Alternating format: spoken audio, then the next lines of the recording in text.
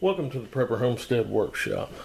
Now, I'm not going to talk to you about any workshop tools today, but I am going to talk to you about some tools. And I'm going to specifically talk to you about eTools.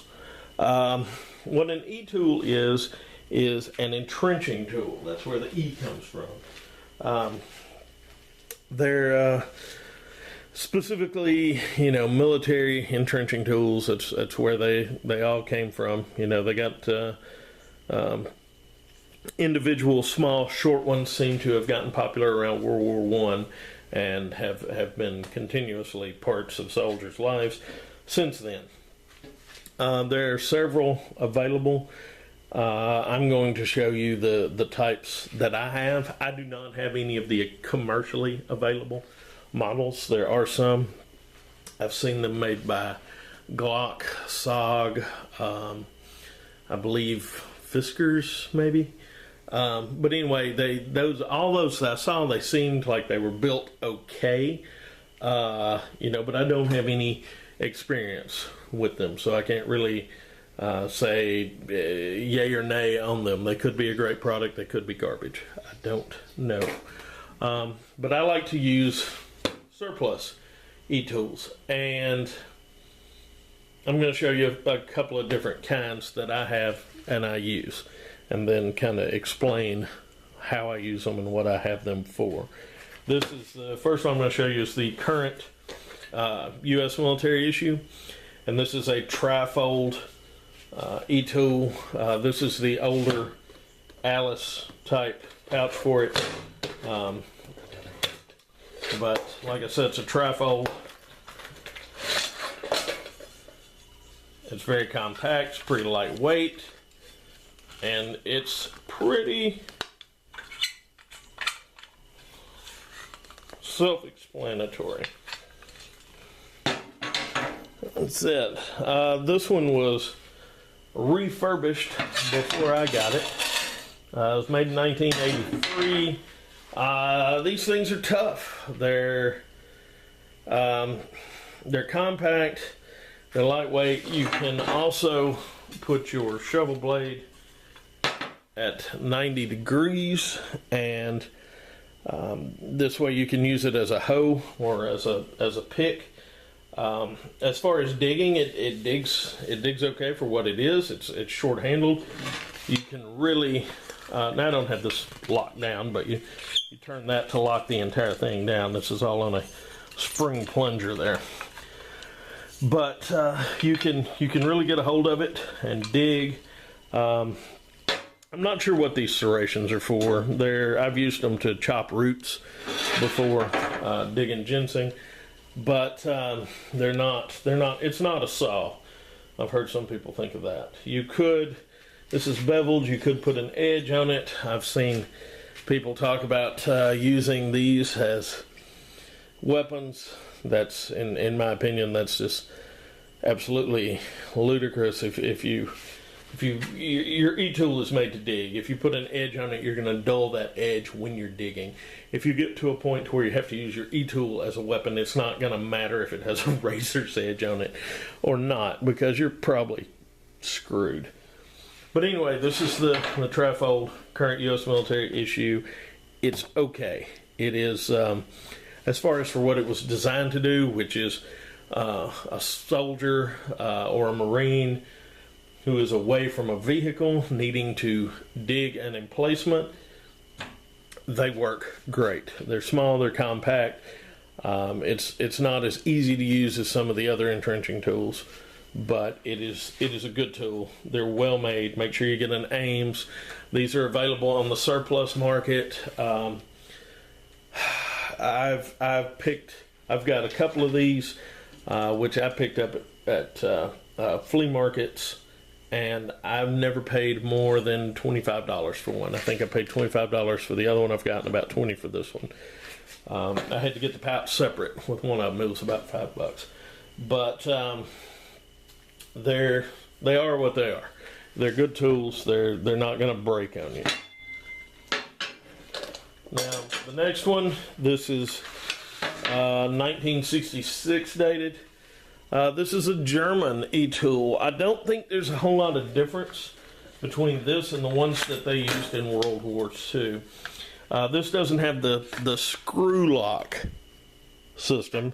This has a square peg kind of spring-loaded system. Now this one, you can use the shovel. It also has a pick that you can use with the shovel, and then it's sort of a hoe pick type situation, kind of like a grabbing hoe or something. The handle on this is some sort of European hardwood, not sure what. It's got a ball on the end, which is comfortable when you're digging with it. It digs real well. It's well made. It's a little harder to carry because it only folds, the blade only folds down, so it doesn't shrink up as small as the trifold system does. But it's while it's more difficult to carry, it is easier to dig with. Now, where you come to the conundrum on these things is you really end up carrying them more than you dig with them. So you got to find a happy balance between carrying and digging. But as far as something to stick in a vehicle, this thing is great, and they're still around. They're fairly cheap. You know, 50 bucks or so should be able to get you one. Now, my absolute favorite, and what I actually have several of, is the 1956 US pattern e-tool. This is good stuff. This is, you saw these, if you watch any footage of the Vietnam War, you see these on the backs of guys, most commonly in Vietnam. And as far as an e-tool goes, I believe this is perfect as far as digging. It's not the best to carry because it's the longest. The blade is longer than the German one. Also the difference, the World War II US e-tools had more of a flat blade with a flat tip than these. This is more of a spade blade. This has the turning lock like the US World War II and the modern US. You can use it has a pickaxe you can use it as a hoe, just like I'm showing you there. The handle is longer, the blade is longer than the German one. As far as digging, if I had my druthers, this would be the one that I would dig with. You can see it's got a little dirt on it. These you can pick up. You can buy them online. You're going to pay quite a bit for them, or you can pick them up. I got all of mine at flea markets. I think I have 3 of these. Yeah, I've got one more in the vehicle. But the sheaths can be a little difficult to find, but that's not something you have to have. I like them. You can put a knife or a bayonet if it has the 1910 hooks on there.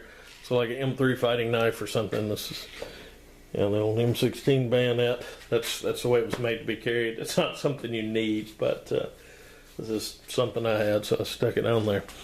But these, they're Alice attachment as well. It'll go on the Alice pack. You can slide the handle down between the pouches there and clip that on the Alice pack. I keep these, like I said, in my vehicles, but that's not, of course, what they were made for. Now these get used from time to time, camping, maintaining a fire, digging a fire pit, a trench, something like that. Some kind of digging you'd have to do when camping. Use them, moving coals for Dutch oven cooking, things like that. So they would come in handy if you do the bushcraft type stuff. Digging a latrine, building a shelter, anything like that, they come in handy. I've seen people claim you can chop trees with them and stuff. That's probably not a good idea. But they're great for digging. Now, where you know, with a vehicle, you know, sometimes you get stuck. You need to do a little digging, or you never know when you might need a shovel, and it's kind of a pain to have a full-size shovel in your vehicle. I'm sure there's people who live in town and do town stuff who cannot imagine why you would suddenly need a shovel in your vehicle, but sometimes you just do. You know, in snow, I'm sure up north this would not work for snow. The snow that we get where I'm at, this is perfect. More often than not, though, you know, you get a situation where you've dropped a tire off in something and you can't turn out, so you can use a shovel to throw some gravel under there and give you some traction and get out. Where in a SHTF grid down type situation these would come in handy would be going back to being eTools. You know, if you're on the move on foot, this is going to be your only digging thing you can have. I'm not saying like if you've got, you know, several folks on a patrol or going somewhere or whatever the case may be that everyone would need one, but it wouldn't hurt to have a couple of people have one in case you had to prepare fighting positions. You know, that's something to think about.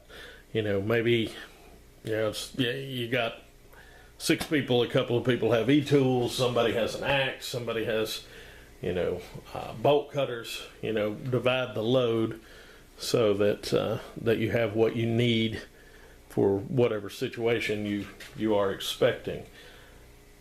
As far as use around the homestead, we have a area that we put chickens in under our chicken house. We rotate and move our chickens around. Well, this is about 4 feet tall, and so we have to clean the chicken manure out of there, and this is what we use to do it. Crawl in there and dig it out with these. So they do have legitimate uses around here, but this is eTools. These are my thoughts on them, what they might be good for. I think everybody needs at least one, if nothing else. Keep it in your vehicle. If you're thinking about adding one to a bug out bag or patrol pack or something like that, this will give you an idea of what is available out there and what their capabilities are. I hope you enjoyed the video, and thank you.